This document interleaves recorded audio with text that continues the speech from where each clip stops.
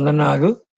దేవుని యొక్క మహాకృపను బట్టి ఈ రీతిగా ఆన్‌లైన్‌లో కలుసుకొని ప్రభు పేరిట ప్రార్థన చేసి, పాటలు పాడి, ఆయన నామాన్ని మహింపరిచే మహాకృప, భాగ్యాన్ని దేవుడు మనకు అనుగ్రహించాడు. దాన్ని బట్టి దీనికి స్తోత్రాలు చెల్లిద్దాం. అవును, మనం చదువుకున్న వాక్య భాగము ప్రత్యేకంగా ఈ యొక్క ఏప్రిల్ నెలంతా కూడాను యేసుక్రీస్తు ప్రభు యొక్క పునరుత్థాన ప్రత్యక్షతను గురించి మనం ధ్యానించుకుంటూ వస్తా ఉన్నాం. అంటే నేను పంచుకుంటా ఉన్నానన్నమాట. మిగతా వారు ఒకసారి అంటే యేసుక్రీస్తు ప్రభు ఆయన పునరుత్థానుడైన తర్వాత మరి 40 దినాల పర్యంతము ఆయా సందర్భాల్లో తమ భక్తులకు ఆయన ప్రత్యక్షమైనాడు. ఇవి మనం ఇంతకు ముందు కూడా నేను చెప్పినట్టు జ్ఞాపకం ఉంది. అయినా ఒకసారి జ్ఞాపకం చేస్తాను. మత్తయి సువార్తలో 2 సందర్భాలు, మార్కు సువార్తలో 4 సందర్భాలు, లూకా సువార్తలో 4, యోహాను సువార్తలో 4 గ్రంథస్థం చేయబడ్డాయి. అలాగే అపోస్తుల కార్యగ్రంథంలో కూడా మనం చదువుకున్న వాక్య భాగంలో 40 దినాన యేసుక్రీస్తు పరలోకానికి ఆరోహణమైన సందర్భాన్ని ఇక్కడ రాయబడతా ఉంది. అలాగే అపోస్తలుడు పౌలు కొరింథీయులకు రాసిన మొదటి పత్రిక 15వ అధ్యాయము 5వ వచనం నుండి 7వ వచనం చూసినట్లయితే అక్కడ 6 ప్రత్యక్షతలు రాయబడతా ఉన్నాయి. అయితే ఆరోది అపోస్తలుడు పౌలుకు దేవుడిచ్చిన ప్రత్యక్షత. అది 40 దినాల లోపు జరిగిన సంభవం కాదులే. మరి అక్కడ 5 ఇవన్నీ చూస్తే అంటే 20 సందర్భాలు రాయబడినాయి. వీటినన్నిటిని క్రోడీకరించుకొని ఒకటిగా మనం ధ్యానించినప్పుడు మరి 10 సందర్భాలు లేదంటే కొందరు భక్తులు 11 కూడా అన్నారులే. మరి అలాగా మనం ధ్యానించుకోవచ్చు. మరి వీటిలో ప్రత్యేకంగా వ్యక్తిగతంగా ప్రత్యక్షమైన ప్రత్యక్షతలో 3 గ్రంథస్థం చేయబడ్డాయి. మొట్టమొదటగా మగ్దలేనే మరియమ్మకు ప్రత్యక్షమైనాడు అని మార్కు సువార్త 16వ అధ్యాయము 9, 10 వచనం చదువుకోగలము. మరి అక్కడ వారి మధ్య ఏం సంభాషణ జరిగిందో గ్రంథస్థం చేయబడలేదు కానీ యోహాను సువార్త 20వ అధ్యాయములో ఆ విషయం గ్రంథస్థం చేయబడింది. మరి అక్కడ ప్రభువు ఆమెను పాదాలు ముట్టుకోనీయలేదు. ఎందుకు ముట్టుకోనీయలేదని కూడా రాయబడింది. ఏమని రాయబడిందంటే, నేనింకను తండ్రి యొద్దకు ఎక్కిపోలేదు. మరి మార్గమధ్యమున అంటే సమాధి నుండి యెరూషలేముకు పోతూ ఉన్న స్త్రీలకు ప్రభు ప్రత్యక్షమైనప్పుడు వారు ఆయన పాదాలను పట్టుకొని ఆయనకి నమస్కారం మొక్కినట్లు గ్రంథస్థం చేయబడింది. ఆ స్త్రీలలో మగ్దలేనే మరియమ్మ కూడా ఉందని మన అర్థం కాస్త జాగ్రత్తగా చదివినట్లయితే అర్థం చేసుకోగలం. అంటే ఎందుకు అంటే మన ప్రభుని యేసుక్రీస్తు లోక పాపమును మోసుకొని పోవు దేవుని గొర్రెపిల్లగా అందరి కొరకు ఆయన బలైపోయి తన రక్తాన్ని దేవుని యొక్క సన్నిధిలో కుమ్మరించేంత వరకు ఎవరు కూడా ఆయన్ని ముట్టుకోకూడదు. అక్కడ ప్రోక్షించి తిరిగి వచ్చేసాడు. రెండవది పేతురు విషయం. పేతురు కూడా కనపడ్డాడని అబ్బో! ఇది లూకా సువార్తలోనే 24వ అధ్యాయం 34వ వచనం రాయబడి ఉంటా ఉంది. తర్వాత యోహాను సువార్త 21వ అధ్యాయం 14వ వచనం మనం చదివినట్లయితే తన శిష్యులకు ప్రత్యక్షమైనది ఇది మూడవసారి అని రాయబడి ఉంది. అంటే అప్పటికి 4 సందర్భాలు ఆయనకైనాయన్నమాట. ఈ సందర్భాల్లో ఆయనతో ఏం సంభాషించాడో, ఏమడిగాడో గ్రంథస్థం చేయబడలేదు కానీ యోహాను సువార్త 21వ అధ్యాయంలో 15వ వచనం నుండి ఆఖరి వరకు మనం చూసినట్లయితే ప్రభు చెప్పిన మాట, పేతురు నువ్వు నన్ను కాదని బొంకుతావని నేను చెప్పలేదా? నీవు స్థిరపడిన తర్వాత నీ సహోదరులను స్థిరపరచు. అక్కడ ఏమంటున్నాడంటే గొర్రె పిల్లలను మేపు, గొర్రెలను కాయు. అంటే మేపే పని, కాసే పని ఆయనకి అప్పగించినట్లుగా ఎన్ని పర్యాయాలు కనపడి ఆయనకి హెచ్చరిస్తే కూడాను ఆఖరికి మళ్ళీ 21వ అధ్యాయం చేపలు పట్టబోయినాడు నేను. దీంట్లో మనం నేర్చుకునే పాఠం ఏంటంటే దేవుడు తను ఏర్పాటు చేసుకున్న మన పట్ల ఆయన కలిగిన మహా గొప్ప సంకల్పం మనం ఎన్ని సార్లు దారి తప్పి వెనక్కి పోతే కూడాను ఆయన విడిచిపెట్టడు. ఆయన సంకల్పించిన కార్యాన్ని మన పట్ల జరిగించే నిమిత్తము ఆయన మనల్ని వెంటాడుతూనే ఉంటాడాయన. సరే. వ్యక్తిగతమైన ప్రత్యక్షత, మూడవ ప్రత్యక్షత ఏమంటే యాకోబు. ఎవరు యాకోబు అంటే ప్రభు సహోదరుడైన యాకోబు. చూడండి. ఏ ఇంట్లో అయితే యేసుప్రభు పుట్టినాడో, ఆ ఇంట్లో పుట్టిన ఆయన సహోదరులు ఆయనందు విశ్వాసం. యోహాను సువార్త 7 అధ్యాయము 5 వచనం చూసినట్లయితే, ఆయన సహోదరులైనను ఆయనందు విశ్వాసం ఉంచలేదని రాయబడిందెను. మార్కు సువార్త 3 అధ్యాయము 20, 21 వచనం చూసినట్లయితే, ఎందుకని ఆయన మాటలుంటాడు, ఆయన పిచ్చోడు, మతి చెలించినవాడు అని ఆయన తీసుకుపోతున్నారు. మరి ఇక్కడ శాస్త్ర పండితులు కూడా అంటున్నారుగా ఇతను దయ్యం పట్టినోడని. అంటే ఇట్లాగూ మరి యేసుప్రభు యొక్క సహోదరులు ఆయనందు విశ్వాసం ఎప్పుడుంచుంచారంటే, మరి యేసుప్రభు ఆరోహణం కాకముందు అంటే 45 దినాన ఆరోహణం అయిపోయాడుగా. ఏ 38వ దినమో, 39వ దినాన ఆయన యాకోబుకు ప్రత్యక్షమైనాడు. అప్పుడు ఆయన నమ్మినాడు. నమ్మినాడు అనే దానికి రుజువేంటంటే, ఇదే అపోస్తల కార్య గ్రంథం ఈ మొదటి అధ్యాయంలోనే 13, 14 వచనాలు చదువుకున్నట్లయితే, అక్కడ యేసు ప్రభువు వారికి ఆజ్ఞాపించినట్లు ప్రార్థన చేసి ఆ పెంతెకోస్తు దినం వరకు ప్రార్థన చేస్తా ఉన్న ఆ గుంపులో ఈ మరియమ్మ కుమారులు కూడా ఉన్నట్లు మనకు రాయబడిందయ్యో. అది ఇక 14 వచనం చదువుతాను చూడట్లయితే.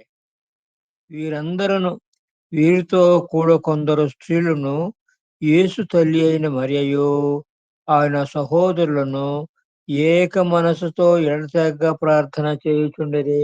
కనుక వారు రక్షణ పొందినారు అనే దానికి రుజువు ఏంటంటే, ఆ పెంతెకోస్తు దినం కొరకు ఎదురు చూస్తూ పరిశుద్ధాత్ముడు ఈ భూలోకానికి దిగి వచ్చే మరి ప్రభు చెప్పినట్టుగా దానికి ఆ గుంపులో వీరు కూడా ఉన్నారు కనుక వీరు చేరండి. కానీ యాకోబుని గురించి నేను చదువుకున్నప్పుడు నాకు అర్థమైన విషయం ఏంటంటే, అందరికంటే ముందుగా అంటే ఏ ఇంట్లో యేసయ్య పుట్టినాడో, ఆ ఇంట్లోనే పుట్టిన యాకోబు అందరికంటే ముందుగా ప్రభువునందు విశ్వాసం ఉంచి రక్షణ పొంది, శిష్యుల్లో ప్రథముడుగా ఉండవలసిన ఆయన ఆఖరాన నమ్ముకున్నాడు. ఆఖరాన నమ్ముకున్న ఈ వ్యక్తి విషయం మనం ఇదే అపోస్తల కార్య గ్రంథంలో చాలా సందర్భాలున్నాయిలే. అవన్నిటిని మనం చూసుకున్నట్లయితే అబ్బో! ప్రత్యేకంగా 15 అధ్యాయంలో ఒక కాన్ఫరెన్స్ జరిగింది. ఆ కాన్ఫరెన్స్‌లో ప్రెసిడెంట్‌గా ఆయన లీడ్ చేసిండాయన. చూడండి. అంతేకాదు పౌరు భక్తులు కూడాను మరి గలతీయులకు రాసిన పత్రిక 2 అధ్యాయం 9 వచనం నుంచి 9, 10 కలిసే ఉన్నాయిలే చదువుకున్నట్లయితే అక్కడ ఏం రాశాడంటే సంఘమునకు స్తంభములుగా ఉండినవారు అని ముగ్గురు పేర్లు రాసినాడు. ఎవరట వాళ్ళు? యాకోబు, కేఫా, యోహాను. చూడండి. శిష్యుల జాబితా మనం 4 సందర్భాల్లో గ్రంథస్థం చేయబడింది. వాటన్నిటి సందర్భాలు ప్రతి సందర్భంలో కూడా మొట్టమొదట పేతురు పేరే ఉంది. కానీ ఇక్కడికొచ్చేటప్పటికి పేతురు పేరు కంటే ముందు పేరు యాకోబు పేరు వచ్చేసినాయో చూడండి. ఇట్లాగ యాకోబు జీవితంలో అంటే ప్రభు సహోదరుడైన యాకోబు జీవితంలో మనం ఏమి నేర్చుకోవచ్చంటే, అందరికంటే ముందుగా నమ్మి రక్షణ పొంది శిష్యుల్లో ప్రథముడుగా ఉండవలసిన యాకోబు ఆఖరివాడైపోయాడు. ఆఖరివాడు మొదటివాడయ్యాడు. ఇట్లాగ మొదటివాడు కడపటివాడగును, కడపటివాడు మొదటివాడును అనే ఈ మాట మత్తయి సువార్తలో 2 సందర్భాలు రాయబడి ఉంది. మార్కు సువార్తలోను, లూకా సువార్తలో కూడా రాయబడి ఉందిలే. ఆయన ఒక మాట మనకు చెప్పేసి నేను మరి మన వాక్య భాగంలోకొచ్చేస్తాం. మరి ప్రత్యేకంగా ఈ విషయము 19 అధ్యాయము 30 వచనంలోను, అలాగే 20 అధ్యాయము 16 వచనంలో రాయబడింది. 20 అధ్యాయం 16 వచనంలో యేసు ప్రభు సాదృశ్యాన్ని చెప్పినాడు. ఏంటంటే ద్రాక్ష తోటలో పనిచేసేవాడు. హ్మ్. ఆహ్, మరి ఆఖరన వచ్చిన వాళ్ళు ఒక్క గంట మాత్రమే వారు పనిచేశారు. అయితే వారికి ఉదయాన్నే వచ్చిన వాళ్ళు అంటే ఉదయం వచ్చిన వాళ్ళు అంటే బహుశా ఎన్ని గంటలు పని చేశారో, 10 గంటలు పని చేశారో, 12 గంటలు పని చేశారో వారితో సమానముగా కూలిచ్చాడండాయన. మరి మొదలొచ్చినోళ్ళు ఏమనుకున్నారంటే, కాస్త మాకు గూడా ఎక్కువ ఇస్తాడులే అనుకున్నారు. కానీ వాడికి ఎక్కువ వాళ్ళకి కూడా మరి ఒకరోజు కూలి ఇచ్చిన క ఇ ఇచ్చినాడు. వీళ్ళు సణుక్కున్నారు కూడా. "ఏమయ్యా! మమ్మల్ని తీసుకెళ్ళి వాళ్ళతో సమానం చేస్తావని." అప్పుడు ఆ యజమాని ఏమంటున్నాడంటే, "అయ్యా! నీకిస్తాను నీకిచ్చానుగా. నేను నీ కూలి తగ్గించి వాళ్ళకివ్వలా. వాళ్ళకిచ్చి మీతో సమానం చేయలా. నా సొమ్ము, నా సొంత సొమ్ము నేను దాంట్లోంచి వాళ్ళకిచ్చా. నేను మంచివాడినైనందుకు మీకు కడుపు మంటగా ఉందా?" చూడు ఎంత గట్టి మాట మాట్లాడుతున్నాడో. నేను మంచివాడిని కనుక నా సొత్తులోంచి ఇచ్చానని. మరి వాడు అనుకుని ఇయ్యయ్యా! మరి బాగానే ఉంది. వాడికిచ్చే బాగుంది. మాకు కూడా ఒక రూ. 10 ఎక్స్‌ట్రా ఇచ్చుంటే బాగుండేది కదా! అని అడిగేదానికి వీళ్ళకి ఆస్కారం ఉందిగా. కానీ దాంట్లో మనం నేర్చుకోవాల్సిన పాఠం ఏంటంటే, కొందరు ఇలాగు ఈ సందర్భోచివల్ల కూడా నాకొక దైవజనుడు జ్ఞాపకం వస్తా ఉంటాడు. తరచుగా చెప్పుంటానులే మీకు కూడా చెప్పి ఉంటాను. మేము విజయవాడలో ఉన్నప్పుడు నాకు 25 సంవత్సరాల వయసు. ఆ దైవజనునికి 60 సంవత్సరాల వయసు. ఆ దినాల్లో ఆయనే ఆ దినాల్లో స్కూల్ టీచరు, పాస్టర్‌గా కూడా పనిచేసినాడు.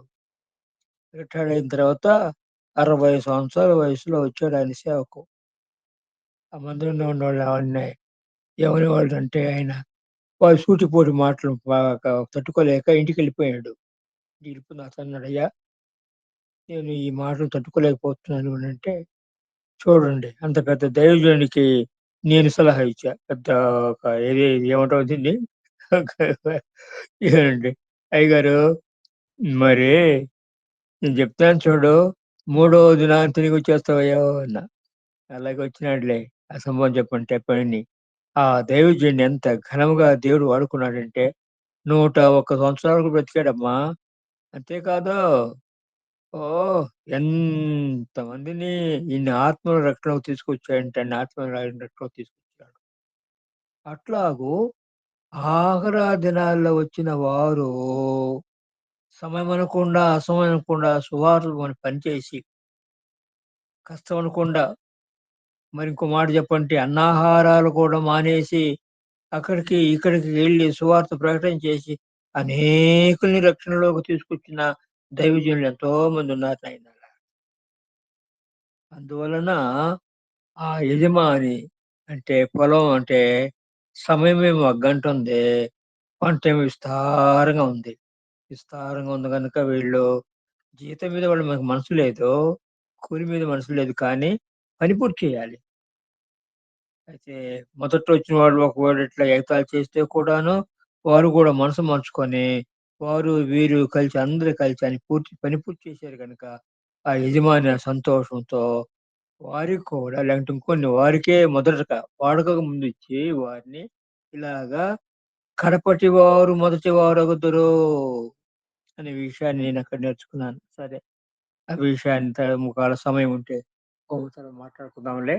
ఇప్పుడు మనం చదువుకున్న వాక్య భాగంలో నేను 3 విషయాల్ని మీతో పంచుకోవాలని ఆశపడుతున్నాను నాయన. ఒకటేమో పరిశుద్ధాత్మను పొందిరి అనే మాట. అయినను పరిశుద్ధాత్మ మీ మీదికి వచ్చినప్పుడు మీరు శక్తి నొందుదురు గనుక మీరు యెరూషలేములోను, యూదయ, సమరయ దేశములందంతటను భూదిగంతం వరకును నాకు సాక్షులయుందురని వారితో చెప్పెను. ఒకటి వారు మీరు పరిశుద్ధాత్మ శక్తిని మీరు పొందుదురు. రెండవది సువార్త ప్రకటన చేయుట. యెరూషలేము మాత్రమే కాదు గానీ యూదయ, సమరయ భూదిగంతముల వరకు మీరు నాకు సాక్షులయుందురు.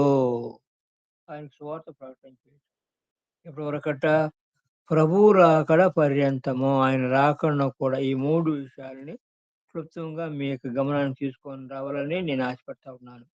పరిశుద్ధాత్మను పొందుటంటే మరి యోహాను సువార్తలో కూడా మనం చూస్తున్నాంగా. మరి తోమా వాళ్ళతో లేడు. ప్రభువు వాళ్ళ మీద బూది, మీరు పరిశుద్ధాత్మను పొందుడి అని కూడా అన్నాడు. అంటే వాళ్ళు పరిశుద్ధాత్మ పొందారు. అయితే పెంతెకోస్తు దినాల ముందుకును, తర్వాత ఉన్న ఈ పరిశుద్ధాత్మ యొక్క ఒకరిని పొందుట అనే దాన్ని గురించి వ్యత్యాసం ఉంది. పెంతెకోస్తు దినకు ముందు పరిశుద్ధాత్మ దేవుడు ఆయా సందర్భాల్లో తన భక్తుల మీదకి దిగివచ్చి, జరిగించవలసిన ఘనకార్యాన్ని జరిగించి తిరిగి పరలోకానికి ఆరోహణమైపోయేవాడు.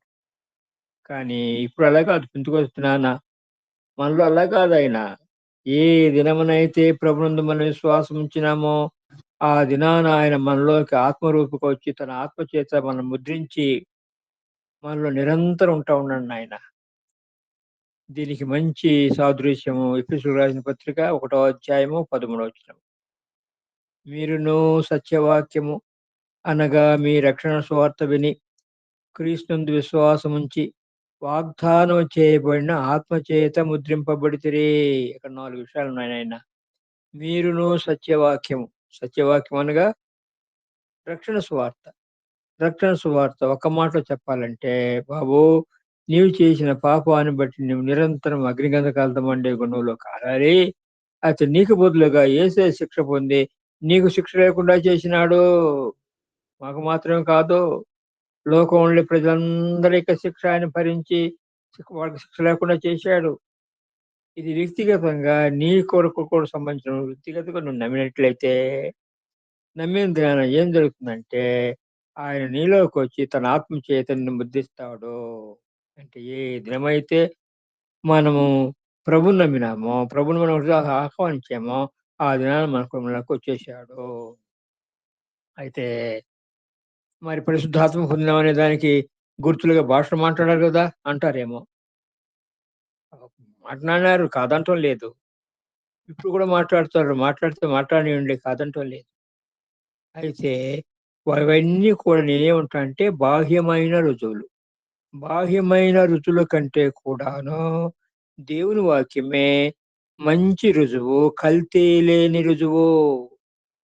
ఆ బాహ్యమైన రుజువుల్లో, బాహ్యమైన రుజువులనంటే మరి సరే ఒక విషయం కూడా మాట చెప్తాను. మా అమ్మ సాక్ష్యం చెప్తాను. మా అమ్మ మేము చదువుకునే దినాల్లో విపరీతంగా ఆకులొక్కులు, పొగాకు తినేది. సరుకులు కట్టుకుంటా ఉండేది. అమ్మ అది మంచి అలవాటు కాదండి మానుకో అంటే మానుకోలే. అయితే ఒక దినాన ప్రభువుని నమ్ముకుంది. అప్పటి నుండి చనిపోయేంత వరకు కూడాను ఆ వాసనంటే కూడా గిట్లా నాయనానికి. ఎలా వచ్చింది ఈ మార్పు? ఇన్ని సంవత్సరాలు మేము బ్రతిమలాడుకుంటే మానని తల్లి, ఆ మార్పు ఎలా వచ్చింది? ఇది పరిశుద్ధాత్మ దేవుడు చేసే కార్యం మార్పు. దీన్నేమంటామంటే బాహ్యమైన రుజువు. ఇలాగ అనేక రుజువులు దేవుడు మనకు అనుగ్రహిస్తాడో మనకు తెలుసుగా. దొంగలు, నరహంతకులు మరి, మరి ఎంత మంచిగా మారిపోయినారో. ఇవి బాహ్యమైన రుజువులు. ఈ బాహ్యమైన రుజువుల కంటే కూడాను, బాహ్యమైన కంటే కూడాను శాశ్వతమైన రుజువు, కల్తీ లేని రుజువు అంటే దేవుని వాక్యమే. ఏంది ఇట్లా అంటున్నారంటే, నేను ఎరుగుదును ఎంతో మంది భక్తులు, హిందువులు, బౌద్ధులు, సాయిబులు, జైనులు ఎంత నిష్ట కలిగిన భక్తులున్నారంటే అంతమంది నిష్ట కలిగిన భక్తులు నేను ఎరుగుతున్నాయన. కానీ వాళ్ళు యేసుప్రభువుని నమ్మకపోతే దేవుని రాజ్యానికి చేరరు. అంటే ఆ బాహ్యమైన రుజువులు మార్పు ఉందే కానీ, దేవుని రాజ్యానికి వారసులు కాదు. మార్పుడినంత ఉంచుతాన్న దేవుని రాజ్యానికి చేరతారు కాదు. దానికంటే రుజువు, శాశ్వత రుజువు ఏంటంటే ఈ వాక్యమే. ఏ దినమైతే యేసుప్రభుని విశ్వాసం ఉంచినామో, ఆ దినాన మనలోకొచ్చినాడు. పోనీలే వాళ్ళు భాషలు మాట్లాడతారంటారా? మాట్లాడని కాదంటం లేదు. సరే. ఆయన గురించి ఇంకోసారి మాట్లాడుకోవచ్చు. మనం ఏ దినమైతే మనం ప్రభువునందు విశ్వాసం ఉంచామో, ఆ దినాన పరిశుద్ధాత్మ మనలోకొచ్చి తనను మన సొత్తుగా చేసుకున్నాడు. ఆయన మనలో ఉంటూ ఉన్నాడు. నిరంతరం ఉంటాడయ్యా. కొత్త నిబంధన భక్తులకును, పాత నిబంధన భక్తులకును వ్యత్యాసం ఇది. నిరంతరం ఉంటాడు. ఎప్పటి వరకు ఉంటాడు? మనం ఈ లోకాన్ని సాధించి ఆయన రాజ్యాన్ని చేరేంత వరకు నిరంతరం ఆయన మనలోనే ఉంటాడు. మనతో ఉంటాడు. ఒకవేళ ఆయన కానీ మనసు కష్టపెట్టి మాట అంటే కూడాను, కార్యం చేస్తే కూడాను ఆయన మనం విడిచిపెట్టాడు. అందుకని దేవుని వాక్యం మనకు చెప్తుందిగా, పరిశుద్ధాత్మను దుఃఖపరచకుడి. ప్రత్యేకంగా ఎఫెసీయులకు రాసిన పత్రిక 4 అధ్యాయము 30 వచనం మనం చదువుకున్నాం. ఎంత చదువుకున్నాం సమయం లేదు గనుక నేను ఊరికే దాటిపోతా ఉన్నాను. ఏదైతేనేమి మనము ఎరిగిన సత్యం ఏంటంటే పరిశుద్ధాత్ముడు మనలో ఉన్నాడు, మనతో ఉన్నాడు. ఆ నిరంతరం మనతో ఉంటాడు. అయ్యా! ఒకవేళ ఇంకా ఎవరన్నా అలాంటి నిర్ధారణ, నిశ్చయత లేని వారు కనెక్ట్ అయినోళ్ళుంటే దయచేసి నమ్మండి. మరొకసారి చెప్తాను. ఈ బాహ్యమైన రుజువులన్నిటికంటే శ్రేష్టమైన రుజువేంటంటే దేవుని వాక్యమే. ఎఫెసీ 1:13 ప్రకారము నమ్మినందున నా పరిశుద్ధాత్మ యేసయ్య మనలోకి ఆత్మరూపిగా వచ్చి తన ఆత్మ చేత మనల్ని ముద్రించినాడు. మనము ఆయన సొత్తు. రెండవది సువార్త. సువార్త ప్రకటన చేయటం. ఎక్కడి నుంచంటే మరి యెరూషలేం మాత్రమే కాదు. యెరూషలేంలోను, యూదయ, సమరయ, భూదిగంతముల వరకు మీరు నాకు సాక్షులయుందురు. సువార్త ప్రకటన చేయాల్సిన విషయము యెరూషలేంలోను, యూదయ, సమరయ, భూదిగంతముల వరకు. అంటే సాక్ష్య జీవితము మన కుటుంబంలోనే ప్రారంభమవుతుంది. దానికి ఉద్దేశం మనుషుడునంటే అంద్రియ. అంద్రియ ప్రభువును రక్షకుడిగా ఎరిగిన తర్వాత మెస్సీయగా ఎరిగిన తర్వాత పేతురుకి చెప్పాడుగా. అలాగే ఫిలిప్పు. ఫిలిప్పు ప్రభువుని నమ్మిన తర్వాత మరి బర్తులోమికి చెప్పినాడుగా. ఇదిగో అయ్యా! మెస్సీని మేము కనుగొన్నాం సుదూర నన్ను పిలుచుకొచ్చాడుగా. అట్లాగా మన మారిన జీవితము లేకుంటే మనం చెప్పవలసిన ఈ సాక్ష్యము మన కుటుంబంలోనే ప్రారంభమవుతుంది. మన ఇంటి వారే రక్షణ పొందేదానికి సాధనంగా దేవుడు వాడుకుంటా ఉంటాడు. అట్లాగా మన గ్రామస్తులు, మన ఇరుగు పొరుగు వారు ఎక్కడైతే మనం ఉద్యోగం చేస్తున్నామో, ఎక్కడైతే మనం పని జరిగిస్తా ఉన్నామో, ఆ ప్రాంతం ఉండే వారు మన యొక్క మారిన జీవితాన్ని చూసి, వారు కూడా ప్రభువునందు విశ్వాసం ఉంచి రక్షణలోకి వచ్చేదానికి సాధనంగా వాడుకుంటాడు. అయ్యో! అలాగ జరిగిన సంభవాలని చాలా ఎరుగుదును. మరి అవన్నీ చెప్పేదానికి మనకు సమయం లేదులే. సరే. ఓ దైవజనుడు జ్ఞాపకం వస్తున్నాడు కనుక ఆయన మాట చెప్పేసి మనం దాటిపోతాం. ఆయన పేరు ఆర్ఎస్ రామస్వరూప మిశ్ర, ఆర్ఎస్ మిశ్ర. ఒక బ్రాహ్మణుడు, యూపీ బ్రాహ్మణయ్యా. ఆయన ఎలా ప్రభువుని నమ్ముకున్నాడంటే, ఆయనతో కూడా ఉద్యోగం చేసి ఇంకో దైవజనుడు ఆయనకి హైదరాబాద్‌లో ఉన్నాడు. ఆ దైవజనుడు ప్రభువులోకి వెళ్ళిపోయినాడులే.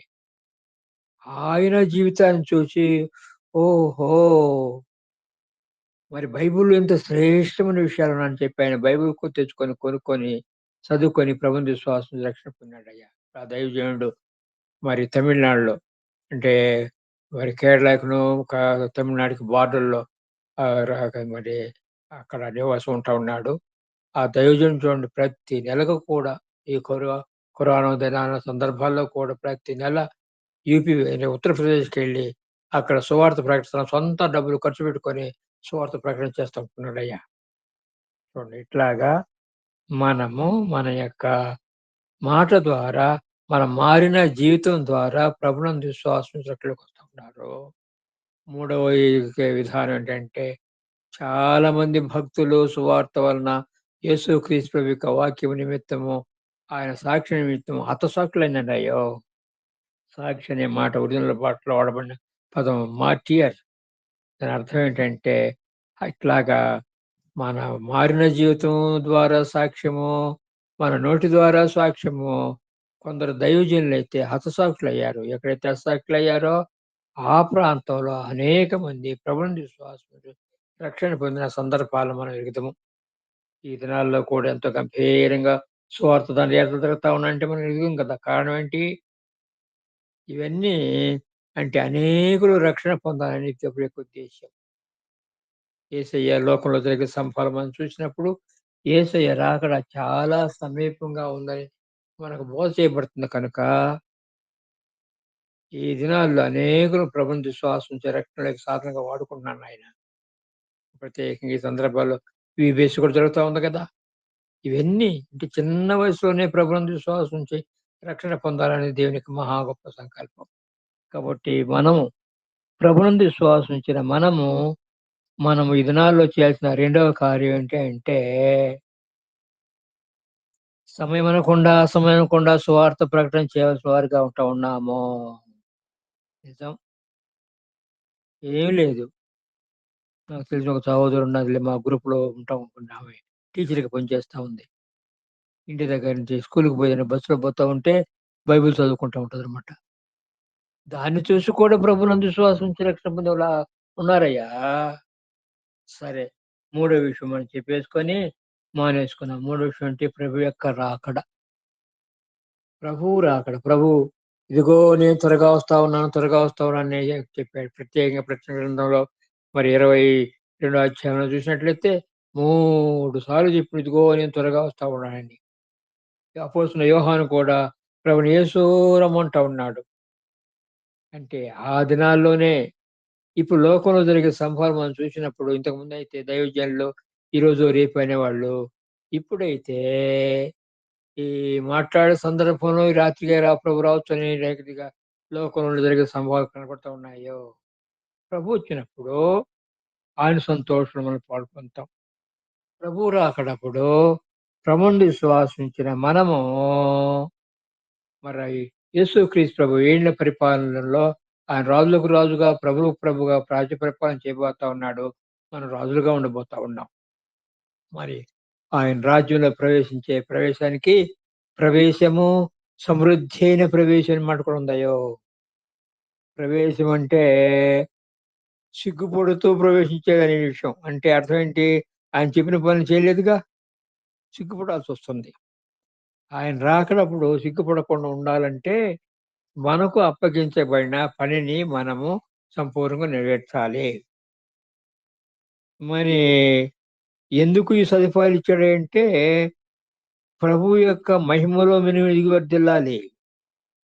ఏమనన్నట్టు రేపు ఈయన పరిపాలనలో ప్రభువు రాజుకు రాజుగా, ప్రభువు ప్రభువుగా పరిపాలన చేస్తాడు. మనం రాజులుగా ఉండబోతా ఉన్నాం. ఒక సహోదరుడు 10 పట్టణాల మీద, ఇంకో సహోదరుడు 5 పట్టణాల మీద అధికారిగా ఉండబోతా ఉన్నాడు. మనం ఇలాగా మంచి ఉన్నతమైన స్థానంలో అంటే అనేకమైన కిరీటాలు ధరించుకొని టీవీగా అంటే సమృద్ధి అయిన ప్రవేశం కలిగి ఉండాలని ప్రభు కోరుకుంటా ఉన్నాడయ్యో. కానీ కొందరు మన మన భక్తి జీవితంలో ఏం రాయబడిందంటే, అగ్నిలోంచి లాగబడినట్టు రక్షింపబడతానని రాయబడిందయ్యా. ప్రత్యేకంగా కొరింథీయులకు రాసిన పత్రిక, మొదటి పత్రిక 3వ అధ్యాయము 9వ వచనం నుంచి 15వ వచనం వరకు చదివినట్లయితే అక్కడ రాయబడింది. మనకు భవనాలు నిర్మాణం చేయబడతా ఉన్నాయి. బంగారంతో, వెండితో, వెలగల రాళ్ళతో. అయితే కొందరు ఇళ్ళేమో కర్ర, గడ్డి, కొయ్యకాలతో కట్టుకుంటారంటయ్యో కట్టించుకుంటారంట. అంటే మనం ఏ పదార్థాలు అక్కడ పంపిస్తామో దాన్ని బట్టే ఆ భవనం మాకు నిర్మాణం చేయబడుతుంది. అయితే కొందరి జీవితం ఇట్లాగా కర్ర, గడ్డి, కర్రకాలు అయితే అది అగ్ని చేత పరీక్ష పడుతుంది. అది కాలిపోతది. వాని గురించి ఏం రాయబడిందంటే, అగ్నిలోంచి లాగబడినట్టు రక్షింపబడతారో. అలాంటి స్థితి మనం ఉండకూడదని ప్రభు యొక్క ఉద్దేశ్యం అయ్యా. అందుకనే ప్రభు మనకు సమయం అనిపిస్తా ఉన్నాడు. మన జీవితాలు ఇట్లాగా మంచి జీవితాలు జీవించి ప్రభు కొరకు పరిశుద్ధమైన జీవితాన్ని జీవించి అనేక ఆత్మ రక్షణ కొరకు మనం ప్రయాసపడి రేపు ప్రభు వచ్చినప్పుడు బలా నమ్మకమైన మంచి దాసు అని పిలువబడే ఆ పిలుపుకు పాత్రగా జీవించాలని ప్రభు కోరుకుంటా ఉన్నాడయ్యా. అయ్యా నాకు ఈ అవకాశం ఇచ్చిన మరి ఈ టీంకి లీడ్ చేస్తున్న అమ్మకు కనెక్ట్ అయిన ప్రతి సహోదరికి కూడా మా కుటుంబ సభ్యులందరం వందనాలు చెప్తా ఉన్నాము. ఈ రీతిగా మనం ఒకరికొకరు ప్రార్థన చేసుకొని ముందుకు సాగిపోయే ఈ మహాకృపా భాగ్యం దేవుడు అనుగ్రహించాడు. దాన్ని బట్టి దేవునికి స్తోత్రాలు చెల్లిస్తాం. అవును. మీరు మా కొరకు ప్రార్థన చేస్తా ఉన్నారు. మీ కొరకు మీ యొక్క మరి ఈశ్వర టీం పరిచర్య కొరకు ప్రార్థన చేస్తా ఉన్నాము. ఈ రీతిగా మనం ఒకరికొకరు ప్రార్థన చేసుకొని ముందుకు సాగిపోయే మహాకృప, ధన్యత, భాగ్యం దేవుడు మనకు అనుగ్రహించాడు. దానికి దేవునికి స్తోత్రాలు చెల్లిస్తాం. అయ్యా అందరికీ వందనాలు.